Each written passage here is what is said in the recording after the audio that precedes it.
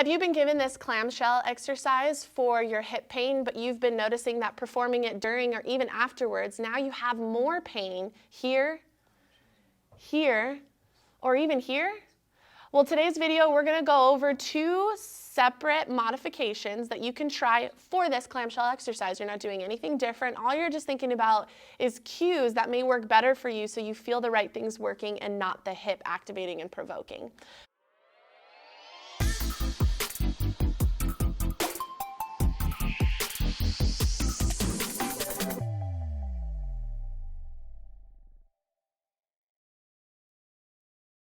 My name is Dr. Dawn. I work at Performance Place Sports Care, just one part of the locally world famous chiropractors here in Costa Mesa, California. If you guys like this video, if you like what we're talking about, there may be a free gift that pops up somewhere in this video, somewhere over my shoulder. Please, please, please click on it if you've been dealing with hip pain for a really long time now. It is a free webinar that we have put together that goes over the top diagnoses of hip pain, what you can do about it, ways to educate you. It's there for you.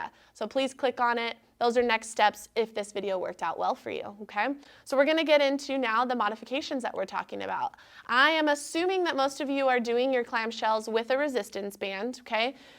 If you haven't been and you've just been doing your normal sideline clamshells for a really long time now, maybe even just adding a resistance band can be helpful for you. Things sometimes just aren't challenging enough and we don't notice a change in our pain because our body has adapted.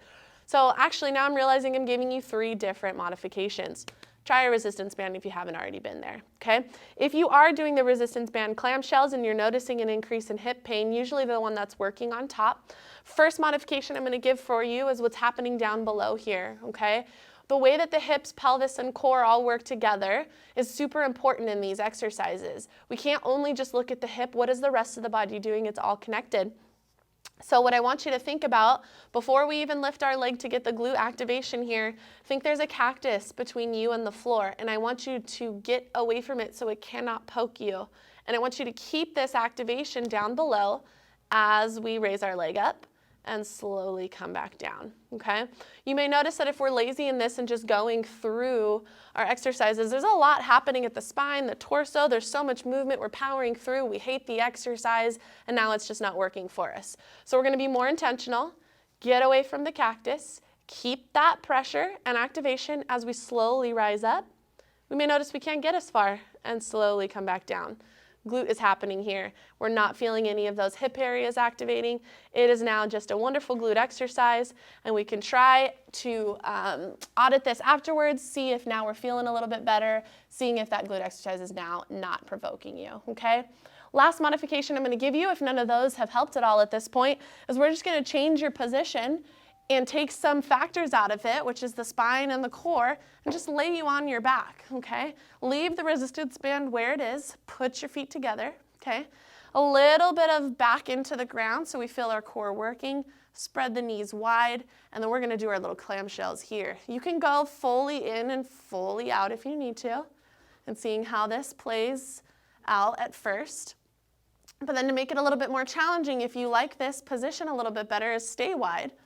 Pretend there's a ruler in between your knees, and you can't go any closer than that with your knees, so now we're just fluttering out, out, out, out the whole time. No hip pain, all glutes working on you, almost feeling they might cramp up, but it feels really good, and then we take a little break, okay? You can always go back to the original way that you performed clamshells after you try it this way and see, now it feels better, and now I have different ways and varieties of clamshells and ways that I can perform them, okay? So if you guys liked this video, if this works out well for you, then go onto our YouTube channel and use the search engine and search for the hip stuff, okay? We got a lot of hip videos on there for you, more glute exercises that you can try, educational pieces. If you didn't already take advantage of that webinar, please go ahead and do so. But I want you guys to keep something in mind. If people aren't giving you modifications like this to get you out of pain when performing this exercise, you should not be going home with it in the first place. If this is something that's hurting you and somebody's not modifying for you, I would try something a little bit different, okay? So if you need a little bit of help or if you want different guidance, please reach out to us. We are here for you.